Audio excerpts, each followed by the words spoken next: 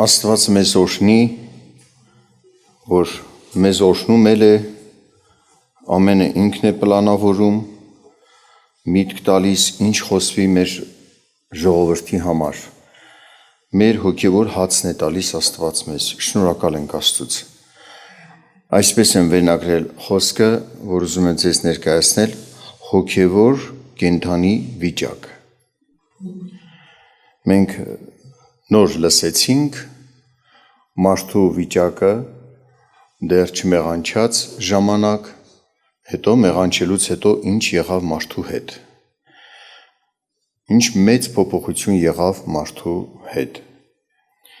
Մարդու մեջ մինչև անգամ։ Մենք ունենք նաև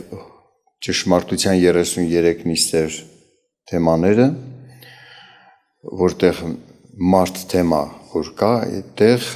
այդտեղ նույնպես ներկայացում, ինչպես եղբայրն էլ բավական մանրամասն ներկայացրեց, մարդը մինչ մեղանչելը հոգևոր կենդանի վիճակում էր, աստվածային բնությունը ուներ, շունչը սուրբ, մաքուր, այսինքն շունչը, ձգտումները, փափագները, հակումները դեպի արդարություն, մաքուր, անարատ էր։ Ֆիզիկապես էլ կենդանի և մահ չկար, մարդու վրա մահվան իշխանության տակ չէր։ Եվ որ մեղանչեց, հոգին կար, բայց մեռած վիճակ դարձավ, հոգևորապես մեռավ, այդ սուրբ բնությունը փոխվեց, մեղանչական դարձավ, այսինքն ձգտումները եղան, փափագները եղան դեպի մեղքը, չարը, հենց մարդու ներսից է ձգտումներ, փափագներ, կրքեր ու ցանկություններ, որ դեպի մեղքն է, ձգտում դեպի մեղքը, փոխվեց մարդը և դարձավ նաև ֆիզիկապես էլ մահկանացու։ Աստված ողորմություն արեց մարդուն, իր ստեղծած մարդուն, որ մեծ ծրագիր ուներ, այս ծրագիրը իրականացնելու, այդ մեծ ծրագիրը իրականացնելու համար դժվարություններ առաջացավ, մարդը մեղանչեց։ Ծրագիրն էր, որ մարդը Աստծո պատկերով լինի, ինչպես որ սկզբից ստեղծեց, իր պատկերով, իր նմանությամբ, և մարդը պետք է հասունանար, մեծանալով, հասակ առնելով, այսպես կրթվելով Աստծո գիտությամբ, խոսքով, Աստծո միտքը ձեռք բերելով, Աստծո ներքնաշխարհով, այսպես ներքին նմանությամբ նմանվեր Աստծուն։ Բայց մեղանչելով մարդը դժվարություններ ստեղծեց, բարդություններ, լուրջ բարդություններ։ Աստված հայտնեց մարդուն, որ իր որդին պետք է ուղարկի և որոշված ժամանակին ուղարկեց։ Աստված իր որդուն ուղարկեց, այս հրաշքը գործը կատարվեց, եղբայրն էր բավական ներկայացրեց, այս հրաշքը գործը Քրիստոս մեկացավ մեզ, ունեցավ մեր պես մարմին և բնություն, հոգով Աստված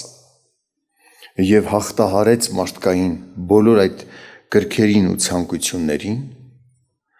մինչև ի մահ չհնազանդվեց կրքերին ու ցանկություններին, մարդկանց ազդեցությանը, որ թասիբ են գցում, եթե Աստծո որդի ես, թե քեզ էլ ազատիր, մեզ էլ, հոգևոր կերպար ունեցող մարդկանցից արձակում էր, որ եթե Աստծո որդին է, թող իջնի խաչից, տարբեր մարդկանցից և մարդկային բնությունից ունեցավ հարձակումներ, բոլորին էլ հաղթեց, այսինքն նրա հաղթությունը սրանում էր, մեղք չգործեց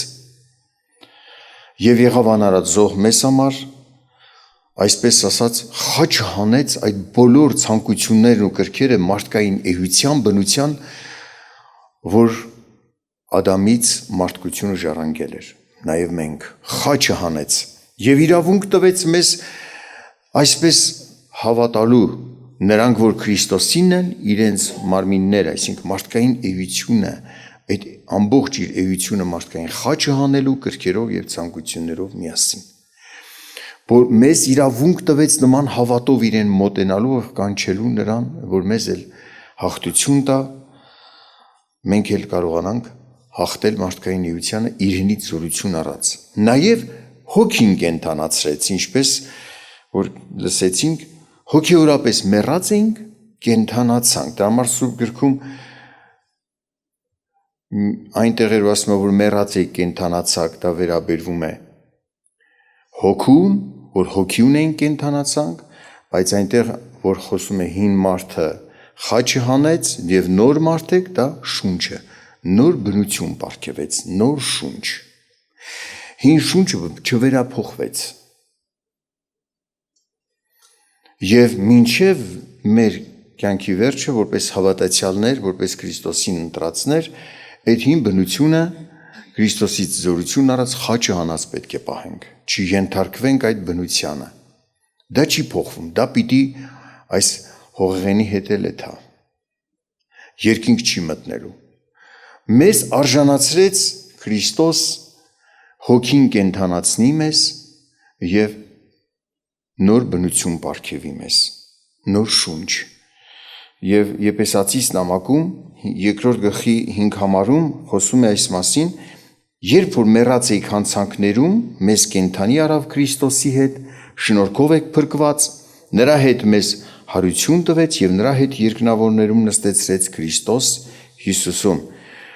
Այսինքն այս գործը ավարտված գործ է Քրիստոսով։ Մենք արդեն ունենք կյանք, հարություն տվեց, ասում կենդանացրեց մեր հոգին, մեռած եք, կենդանացաք։ Հարություն առած Քրիստոսի հետ էլ ունենք ապագա, որտեղ նա, այնտեղ մենք։ Մեր փրկիչը, որ մեզ համար զոհ եղավ, հարություն առավ եւ երկնավորներում նստած է, այստեղ է նաեւ մեր ապագան։ Ավարտեց մեր համար փրկության գործը։ Ոչ թե մենք հավատացողներս Քրիստոսին պիտի ասենք հավատում եմ, որ կփրկվեմ, այլ հավատում եմ, որ փրկված եմ եւ ունեմ Քրիստոսին ինձանում։ Փառք նրան հավիտյան։ Մի օր մի մարդ, որ Քրիստոսի մասին վկայեցի, այսպես էր ասում. տեսել ես Աստծուն, որ ասում ես Աստված կա, հոգևոր աշխարհ կա, ապաշխարեք, հավատացեք Քրիստոսին։ Ասում եմ, եթե մարդ մեկը մեկին տեսնի, ինչ պիտի տեսնելով հասկանա ով է եւ ինչպիսին է։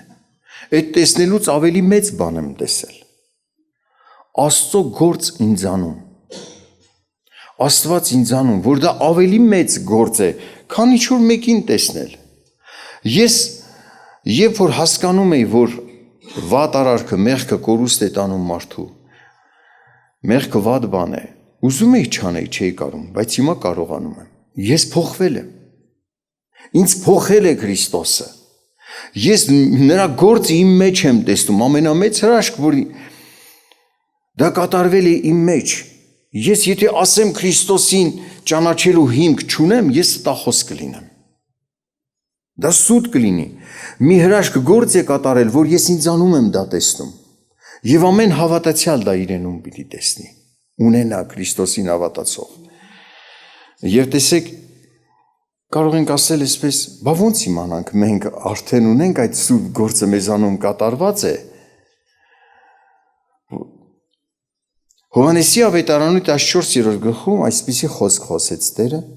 երբ որ աշակերտներին ասում էր, որ պետք է բաժանվի իրենցից արդեն ֆիզիկապես իհարկե։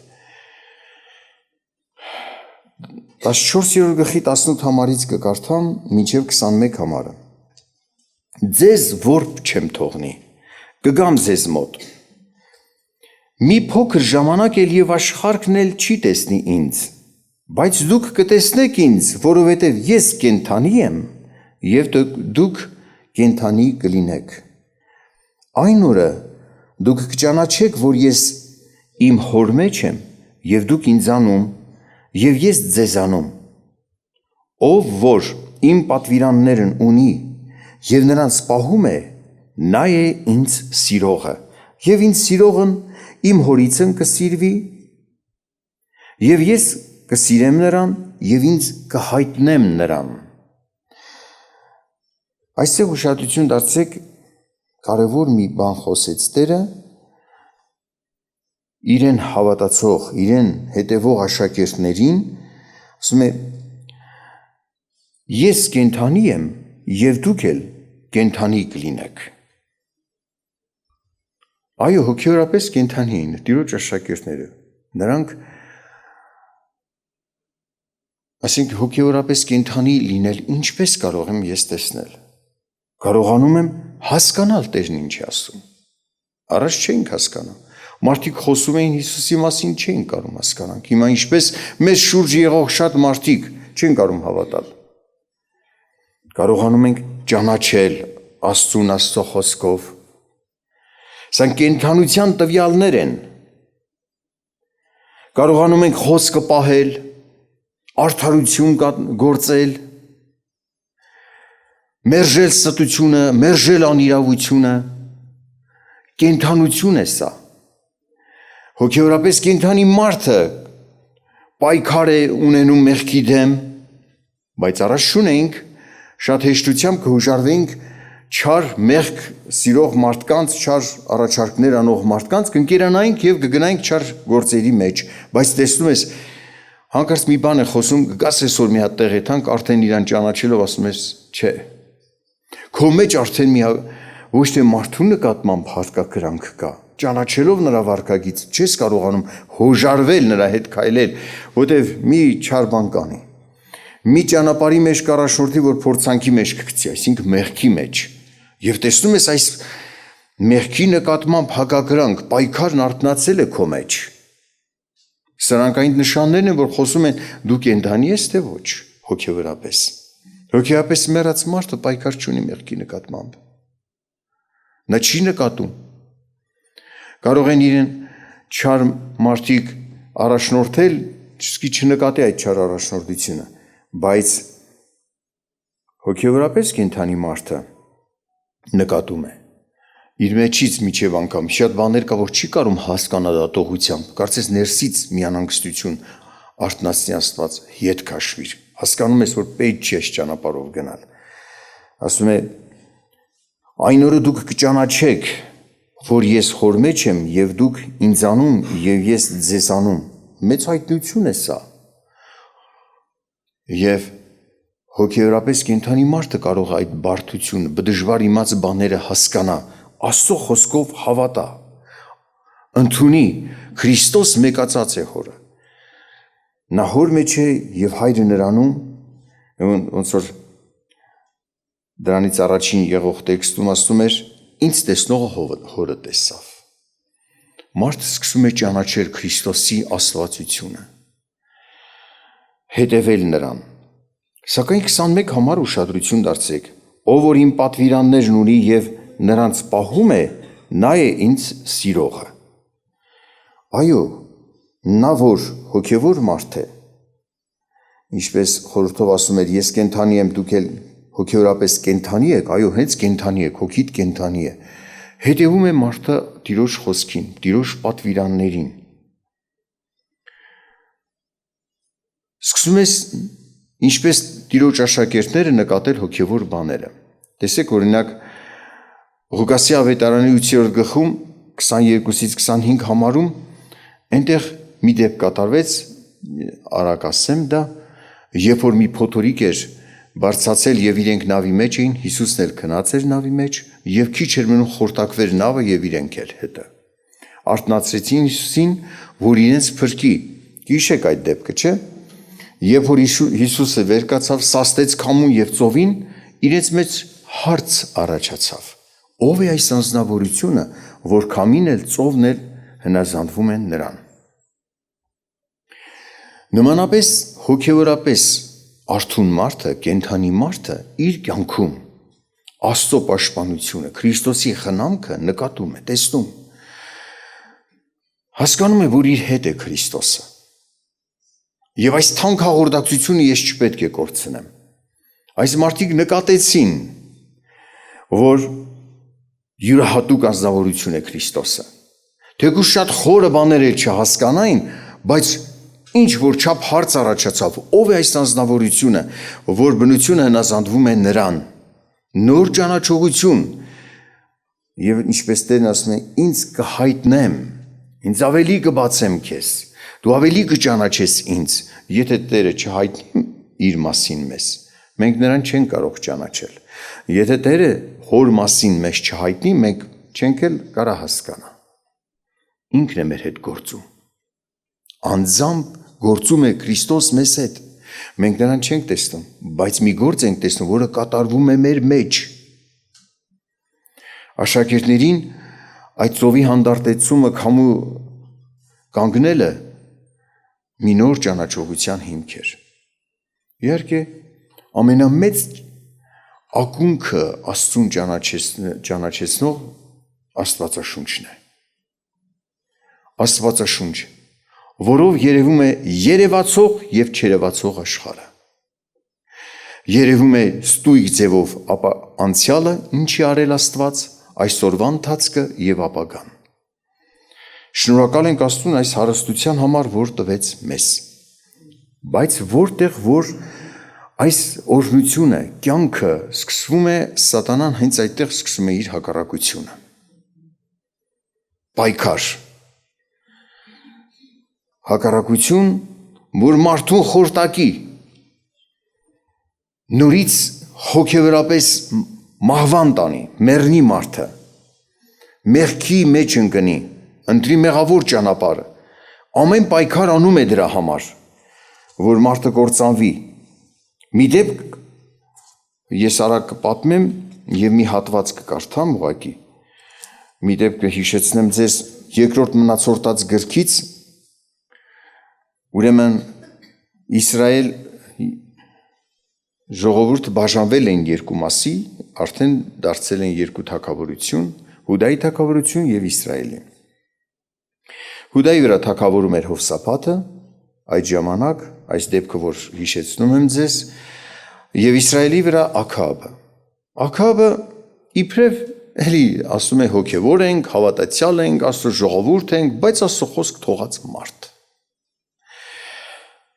Բայց Հովսափաթը Աստծո խոսքին հետևող մարդ, թե ինչ փչեց այս մարդու գլխին, սկսեց խնամություն անել Աքաբի հետ, մտերմություն անել, շատ մոտենալ և ներքաշվեց Աքաբի կողմից մի պլանի, մի գործնեության ծրագրի մեջ, որ Աստված չէր որոշել։ Այո, հավատացյալ մարդը պետք է ոչ միայն մեղավոր մարդուց զգույշ մնա, առավել ևս կեղծ հոգևորից։ Կարելի է այսպես ասել, հոգևոր մարդ էր Հովսափաթը, կեղծ հոգևոր պատկեր ունեցող էր Աքաբը։ Եվ առաջարկեց իբրև Էթանք իրար հետ հոգևոր գործնեություն անենք, շատ մարդիկ այսօր ասում են, ինչա, մենք էլ ենք հոգևոր, հավատում ենք Աստծուն, մեր ժողովներին մասնակցի, մեր քարոզները լսիր։ Աքաբը ասում է, գնանք, ազատենք Ռամովթ Գաղաադը, ասորիները գրավել են։ Այսօրվա լեզվով ասած, անհավատության մեջ ենք, եթանք փրկենք։ Եթե ուզում ես հոգևոր գործ անես, Աքաբի պես մարդու հետ չես կարա։ Աստված չի օրհնի քեզ։ Հովսափաթը համաձայնվեց, բայց խնամություն է արել, նվերներ է տեսել Աքաբից, ընկերություն է արել, քաղցր խոսքերով պատվել է շատ, թակարդ ընկած։ Եվ ինչ է ասում Հովսափաթը, համաձայնվում է, բայց սիրտն անհանգստության մեջ, ասում է, արի Տիրոջը մի հատ հարցնենք։ Աքաբն էլ հայտնի էր իր համար, ովքեր են իրան հաճելին խոսում, ովքեր են իրենից ազդված, 400 հոգի իր ուզած մարդիկ հավաքեց իբրև մարգարեներ, այս 400 հոգին ասեցին, գնա կհաջողվի։ Էլի Հովսափաթի սրտում մի բան են չի, թե որ զգում ես այդ անհանգստությունը, ինչքան շուտ փախնես, այնքան լավ։ Ասեց էլ ուրիշ մարգարե չկա այստեղ, որ հարցնենք։ 400 հոգի հավաքված են։ Ասեց Աքաբը, մեկը կա, բայց ես իրան չեմ ուզում լսել, միշտ ինձ հակառակ է խոսում, Միքյան է, ասեց թող թագավորն այդպես չասի, համոզեց, բերեցին Միքային, Միքյան սկզբից այսպես է պատասխանում, Աքաբը հարցնում է, գնանք թե չի, ասում է, գնանք հաջողվի, ոմանք կարդում են այս հատված, ասում են, բախի ասեց, կհաջողվի, հետո ասում է, չէ, մեռնելու ես Աքաբը, հեգնանքով ասեց, Աքաբը հասկացավ, որ հեգնանքով է խոսում, ասեց, ոնց որ Տիրոջ անունով երդմեցնելով, ասում է, ինչ ճիշտն ասա, ինչ ես դու տեսնում, ասեց, որ գնաս պատերազմի, մեռնելու ես։ Բայց մեծ խոսեց, բանդարկեց Միքիային եւ պատերազմից ետ դառնամ, քեզ հետ ավելի խիստ կվարվեմ։ Բայց ետ չդառավ իհարկե։ Մեծ խոսում էր։ Խորամանկություն արեց Աքաբը, սովորական հասարակ զինվորի շոր հագավ, Հովսափաթին էլ համոզեց դու թագավորի շորերով մնա։ Արդեն իր մեջ էլ վախ կար։ Միքիան բան է ասել։ Բայց երբ երան պատերազմի, ասորական բանակը հրաման ուներ ղեկավարից, որ Աքաբին է, իրա դեմ պատերազմեք։ Մեր թշնամությունը հիմնական այդ է, ոչ թե ընդհանուր ժողովուրդը, նրա դեմ է մեր թշնամությունը, նա է մեր թշնամին։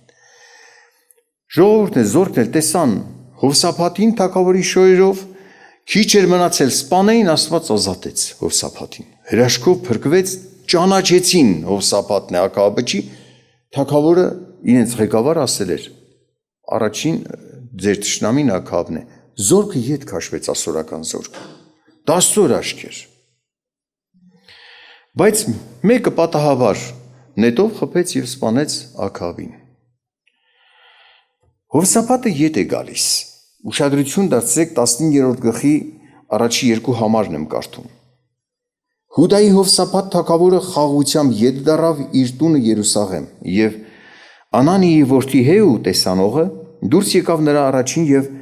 ասեց Հովսափաթ թագավորին. հարց էր տալիս հարցով. պետք էր չարին օգնեիր եւ որ տիրոջ ատողներին սիրեիր եւ սրա համար քեզ վրա բարկություն կա տիրոջ երեսից։ Հետո շարունակությունում խոսում է 3-րդ համարում, բայց բարի բաներ կա որ արել ես, դրա համար խնայեց քեզ Աստված, հնարություն տվեց որ լիարժեք ապաշխարի Հովսափաթը։ Սակայն սա գրված է մեզ համար։ Կարևոր մի դաս, ոչ պիտի մոռանանք, կեղծ հոգևորից հետ քաշվիր։ Սուտ մարգարեներով, մարգարեություններով քեզ կհամոզեն։ Ուշադրություն դարձրեք։ Առաջ մարդիկ վազում էին, այդանք տենանք մեր հետ կապված ինչ կլինի, կոֆե էին խմում, շուռ տալիս բաժակը, տալիս էին մեկին կոֆեի բաժակ էր նայում, գուշակում էր։ Ինչ տարբերություն այդ կոֆեի բաժակ նայողը թե սուտ մարգարեն։ Ասում է թե ես հոգևոր եմ, հավատացյալ եմ։ Ուշադրություն դարձրեք։ Մարդը տեսնում ենք հիվանդ է։ Խնդրեցինք Աստված իմ առաջնորդիր, ինչ որ ունես հասկացնելու, հասկացրու, եթե բժշկության ծրագիր ունես, բժշկիր, հանձնում ենք քեզ Տերին։ Տեսնում ենք, չէ։ Գնում է ֆիզիկապես դեպի վատը, բայց այդտեղ էլ բարի բան կա։ Ի վերջո, մարդը կարող է ֆիզիկապես դեպի վատը գնա, բայց հոգեապես դեպի լավը։ Մեկ էլ հանդիպում են կոֆեի բաժակ նայողներին փոխարինող սուտ հավատացյալները։ Լավ ես լինելու, աղոթել եմ, դավանում եմ, որ դու լավ ես լինելու։ Այ մարդ, էսի հոգի կործանող է, հասկանում եք։ Աքաբի նման մի անձնավորություն, ինչպես կարելի է նման մարդու տեղ տալ։ Սուտ մարգարե ու լավ չեղավ։ Իր ասած լավը ֆիզիկապես առողջանալն էր ու չեղավ։ Եվ ինչ, այդ մարդը պիտի ասի ես հավատացյալ եմ։ Եվ այն մարդիկ, որոնք ինչ որտեղ տեղ տվեցին, հարգանք, վստահություն,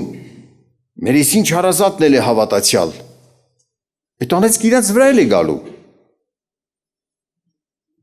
Ում ես լսում, խոսում էր բաներ, որ Տերը չեր ասել, ուր պիտի տանի քեզ, երբ մարդ հոգևորապես կենդանանում է և ուզում է հետևել Քրիստոսին, հարձակում է գործում չարը տարբեր մարդկանց միջոցով։ Ինչպես Հիսուսի հետ պայքար կար, այսօր հավատացյալի դեմ պայքար կա։ Կեղծ հոգևորներն են ամենավտանգավորը, որ դու դեր կարող է խոսքը լավ չիմանաս և դժվար տարբերես, որ այս կեղծ հոգևորը խաբում է քեզ, իրեն Աստված չի խոսեցնում։ Իր միտքը ավելացվածն է։ Այն որ ասում է Հայտնության 22:10-19 համարներում, եթե մեկը բան ավելացնի այս գրքի վրա, նրա վրա պատուհասներ պիտի գան։ Պատուհաս պիտի գա դրա վրա էլ, պատուհաս պիտի գա նաև նրա վրա, ով ընդունում է նրա ավելացրած սուտ բաները։ Ինչ գործ ունենք նման անձնավորության հետ, հոգի սպանող մարդիկ։ Աստված մեզ օրհնի։ Անհավատ մարդիկ էլ կարող են կործանել մարդու, համոզել ինչ որ ծրագրերի մեջ, որ համակրեն, քաշեն դեպի վատ ծրագրեր, բայց ավելի հեշտ է նրանց զանազանելը։ Նրանց տեսնել վերջ-վերջո սրանք Աստծո միտք չունեն այս մարդը, ապաշխարած չեն, իրենց խորհուրդները, իրենց ձգտումները, պլանները բոլորովին աշխարհիկ են, բայց ավելի դժվար է կեղծ հոգևորին տեսնելը։ Եվ երբ որ ինչ որ մի չափով նշան ես տեսնում, որ այս մարդում խոսքերի մեջ աստվածաշնչյան խոսքի շեղումներ կան, Աստվածաշունչը նաև ցույց է տալիս ով է Աստծո մարդ, ով շեղված։ Եթե շեղված մարդ է, եթե խոսում է բաներ, որ Աստվածաշնչով չի առաջնորդված խոսում, թող դրան, գործ չունես, վնաս կքաշես։ Հովսապատը ասենց ասած հրաշքով պրծավ, արդեն քիչ էր մնում սպանեին նրան։ Թե ինչ մտքներով անցավ զորքի, հելավ ասենք Հովսապատն, տեսան Հովսապատն է, թե ինչ գործ ունես Աքաբին մեզ, խփեին, կրակ բանով, նետով խփեին։ Մեռնելու էր, բայց խնայեց Աստված, ոնց որ ազդեր այդ մարդկանց վրա որ չխփեն։ Փրկվեց, թելից կախված վիճակ էր դարձել։ Այսօր ժողովուրդ, մենք ենք վտանգի մեջ, պայքարի մեջ։ Երկրային արքայության մեջ սատանա չկա։ Ամբարիշտ մարդ չկա։ Երկինք ես մտնելու ինչպես որ ներկայացվեց, մարդկային բնություն չես ունենալու, մեղանչական այս ձգտումները չեն լինելու էլ։ Սուրբ բնությունով ես մտնելու երկինք, հոգին կենթանացած, սուրբ շունչ ունենալով, ձգտումները, փափակները դեպի արդարությունը, իրավունքը, պահեք, որ դա չկորցնեք։ Այսօր ունեք եւ դա հավիտյան մնա։ Այսօր երկրի վրա է պայքարը։ Երկնքում այդ պայքարը այդպես չի լինելու, ինչպես երկրի վրա է։ Երկրի վրա է պայքարը մեր դեմ։ Մենք ենք հոգևոր պատերազմի մեջ։ Եվ որ հաճախակի խոսվում է մեզ համար այն վտանգների մասին, որ կարող են մեզ կործանել, դա Աստծո պաշտպանությունն է մեզ համար։ Թող Աստված օրհնի մեզ, խոնարհվենք Տիրոջ առաջին եւ խնդրենք Աստված իմաստություն տա, զգուշանալու ում հետ ինչ ճանապարհ ենք գնում։ Մեզ փորձանքների մեջ չգցենք։ Տերը մեզ օրհնի։ Մեր հոգևոր այս բարիքները, որ Քրիստոսով ստացել ենք, չկորցնենք, նորից չմեռնենք հոգևորապես։ Ոչ մեկից լավը չեն։ Շատ հոգևոր մարդիկ ընտրեցին ագահությունը, փառասիրությունը, շահի համար սուրբ վարդապետությունը, սուրբ մարգարեություններին հետևեցին, մեռան հոգևորապես։ Ֆիզիկապես ման են գալիս, բայց արդեն ապագա չունեն։ Աստված մեզ օգնական, աղոթք անենք։